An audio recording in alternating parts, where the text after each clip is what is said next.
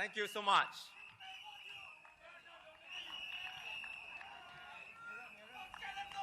Thank you. Thank you, everyone. Thank you so much. Friends, we don't have much time left. It's only 2 more days before we head to the polls. And after tonight, we only have 1 more rally left tomorrow. So that I'll come straight to the point. I promised at the start of this election that my colleagues and I will not engage in name calling.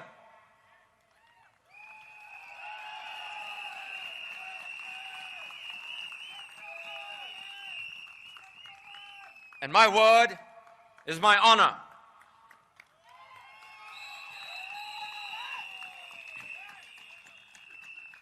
And even though I have been on the receiving end of the PAP's continued personal attacks, and last night the PAP Holland Bukit Timah team continued these attacks, I will not engage in gutter politics.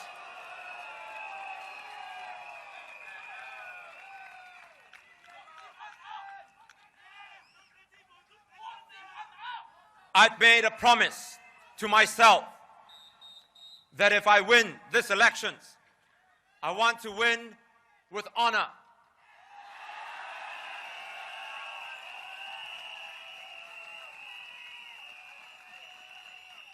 And if I lose, I want to lose with grace and dignity.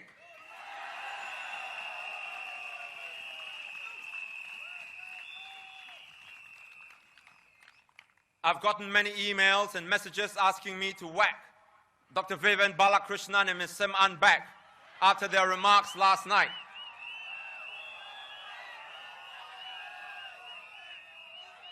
And I've seen many unkind names that some people have called them. Please don't do that. You're calling her names, him names, doesn't just hurt them. It hurts their families and loved ones too, because they're someone's daughter, father, or husband, wife.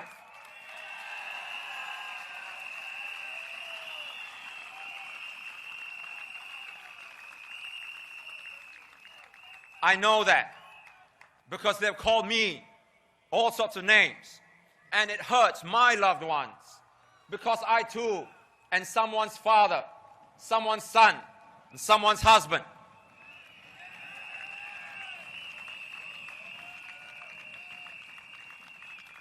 As I said, if you attack the policy, not the person.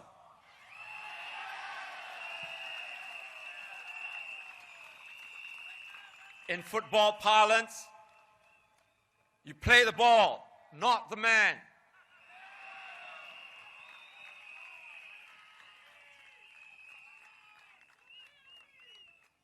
Now let's get back to the real issues. I want to start with a population issue. Now, Ms. Sim An is the director of the National Population and Talent Division, the division that is at the heart of our population policy. Now, we have heard various numbers put forward by the PAP in terms of the optimal population size for Singapore.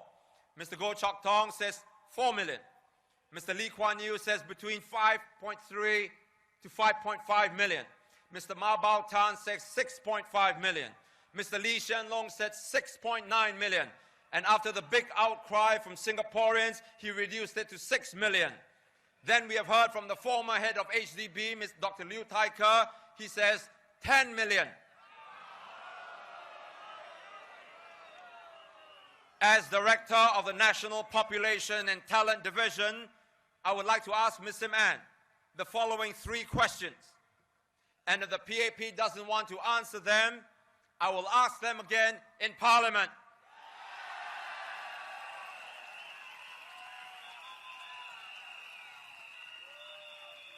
The 3 questions are, 1, can you tell Singaporeans clearly how many people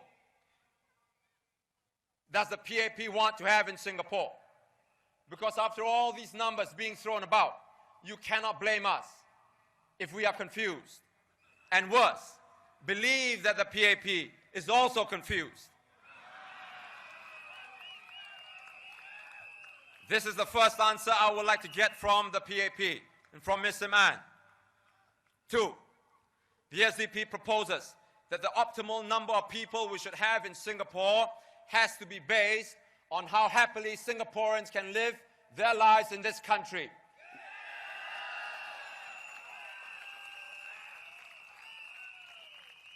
I want to ask her, is this an idea that the PAP will consider?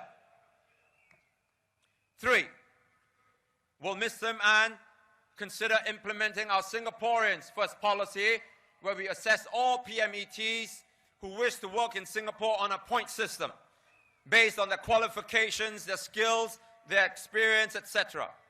And if they meet the cutoff, then they will be shortlisted into a pool, and Singaporean employers will then be able to hire from this pool, but only after they demonstrate that they cannot find Singaporeans to fill the positions.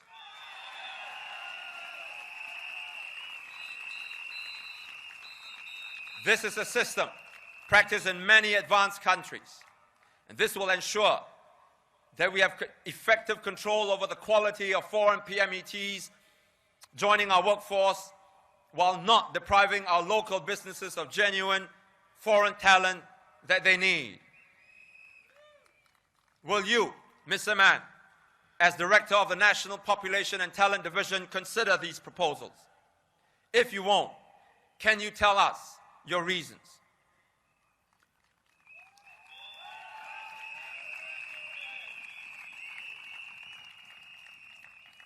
Now, I ask these questions because they will help us start a proper debate about the population policy that is seriously affecting the lives of our citizens. Just yesterday, the NEL MRT line system broke down again. And they are making things very, very inconvenient for our people. I think it is very important that the PAP and the SDP have a serious and honest-to-goodness discussion about this population issue.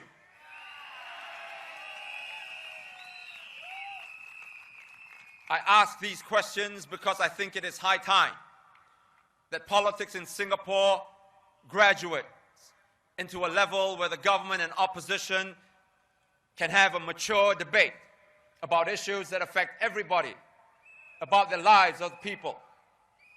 This is precisely why the SDP has taken pains to draw up alternative policies. Now, another one of these policies that I wish to highlight tonight is our housing policy, which I invite you to read on our website, yoursdp.org, because I don't have the time to delve into the details given the limited amount of time that I have in this election. What I wish to bring to your attention, however, is what one Mr. Yeo Lam Keong said about our housing policy. Mr. Yeo, may I point out, is a senior research fellow at the Institute of Policy Studies, and he is advisor at 2 universities, NUS and SMU. He is the vice president of the Economic Society of Singapore, and he was also the chief economist at the GIC. You can Google his background, but I want you to listen to what Mr. Yeo said about our housing paper. He praised the policy, our policy, as excellent. And quote, "Not only is the SDP's housing paper's theory and methodology sound and rigorous, the empirical work seems well researched and remarkably detailed as well," unquote.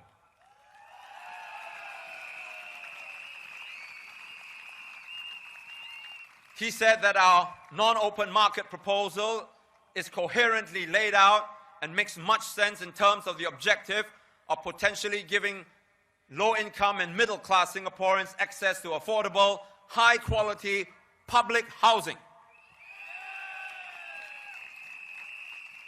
He added that the SDP's principle to de-link HDB prices from the private cost of land is a fundamentally sound one.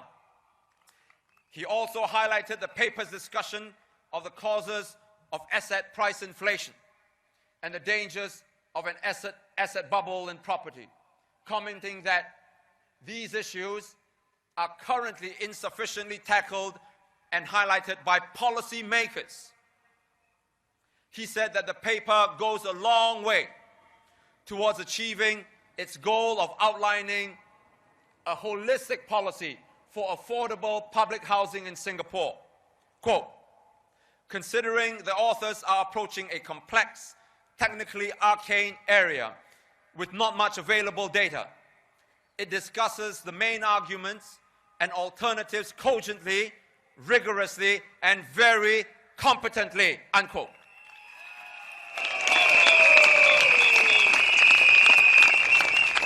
Again, I urge all of you to visit our website and read the paper for yourselves.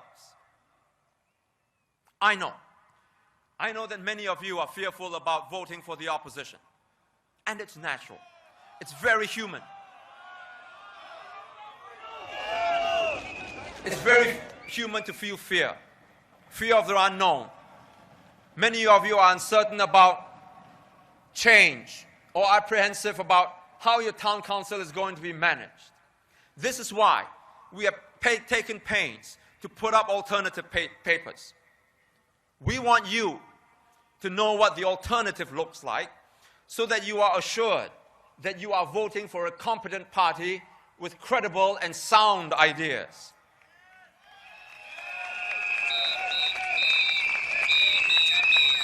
Many observers have credited us with coming up with sound alternative ideas, of conducting the most credible online work, and having the best organized party structure. And we did all this with a tiny budget that we have had to raise ourselves. Friends, imagine what we can do and achieve for you if we had MPs and had the adequate funds to work and serve you.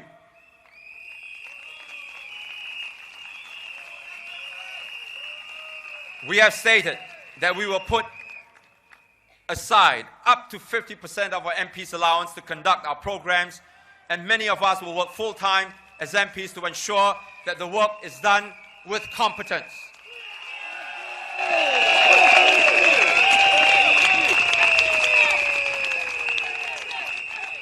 Let us not fear the alternative. If you let the PAP lead you to believe that the alternative is dangerous, then you will let it control what you think and how you live your lives. And we're not saying that we change everything overnight. We're not even saying that we have all the answers. We believe that our alternative ideas are good, but we know that they are not perfect. What we're saying is that you need a second opinion in Parliament. You need another voice to examine and debate important issues. You need MPs who will propose alternative ideas and policies.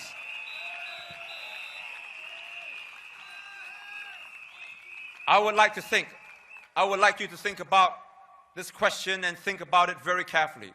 Why do you think the PAP introduced minimum wage for cleaners, or come up with MediShield Life, or propose to control immigration better? It is because of the opposition, the SDP pressing for them. The PAP knows that if it does these things, or at least makes a show of it doing these things, doing something about your happiness, it will suffer at the polls if it doesn't do these things. But these are concessions that are piecemeal, and they can be reversed if the PAP is elected in the numbers like the previous elections. Now is not the time to start voting for the PAP just because it tells you it has introduced MediShield Life, that it has given up Pioneer Generation package, and slowed down the immigration of foreigners. The truth is that without SDP MPs, the PAP will not be made to keep to its promises. Now is the time to press on and make sure that SDP MPs are in the next parliament. MPs who will ensure that the PAP reforms its population, CPF, and cost of living policies in your interest.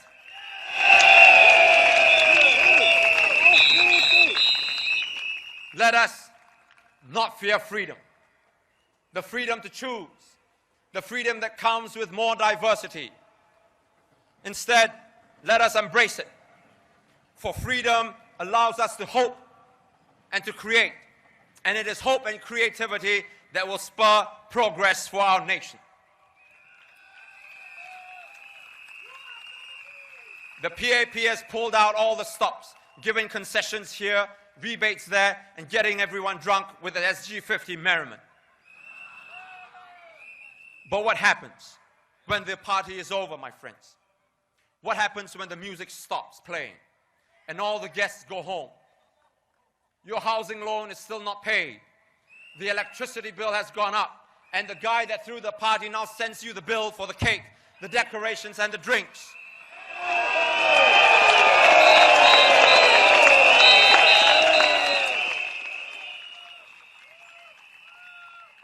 Before the elections, the government is very generous. But what you should be worried about is what happens after the elections if there is no opposition in Parliament.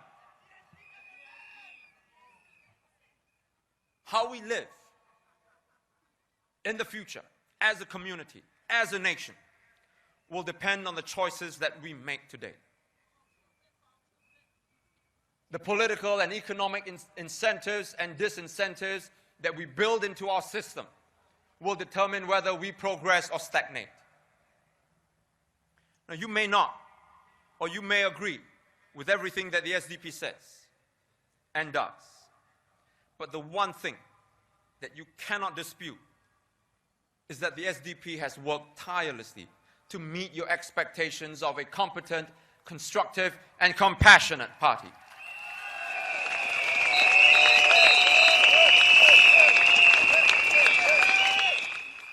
Now let me go back to the point I started off in my speech tonight. The PAP and the SDP may have different visions for our country, but that doesn't mean we need to be mortal enemies. We may belong to different camps, but that doesn't mean we need to wish each other ill. I've always believed that a strong government can only come about if there is a strong opposition.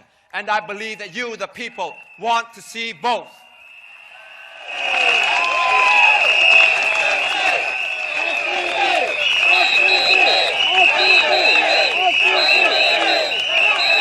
And you can have both.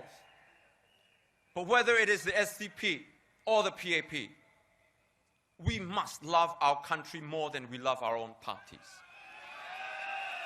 Ultimately, Singapore must come first.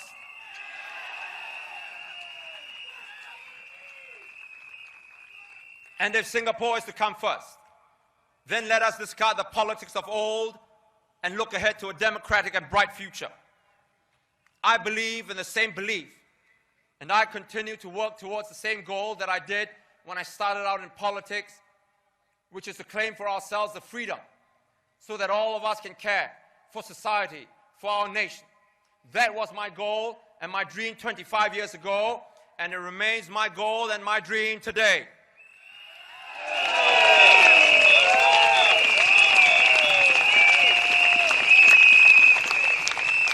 But that dream is not mine alone.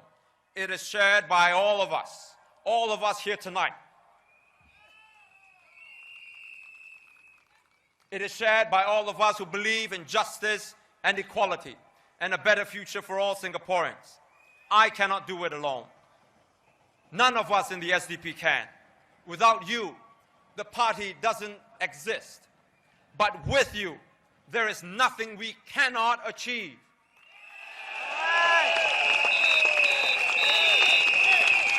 Some say that Singaporeans are a pragmatic people, uninterested in human rights and democracy. Now, even if this is true, which I don't believe, it doesn't matter. What matters is that Singaporeans who do Singaporeans like you and I must press ahead with the arduous but noble effort to make into reality that idea, that dream, that hope of democracy that has eluded our nation for too long. Let us not yield, and let us not kneel. Instead, let us stand up like men and women with all our transgressions, with all our fears, with all our imperfections, but let us stand up and rattle the cage of oppression. Let us defy those who put minds into our cages, who put our eyes into blinkers, and who put our souls into mortuaries.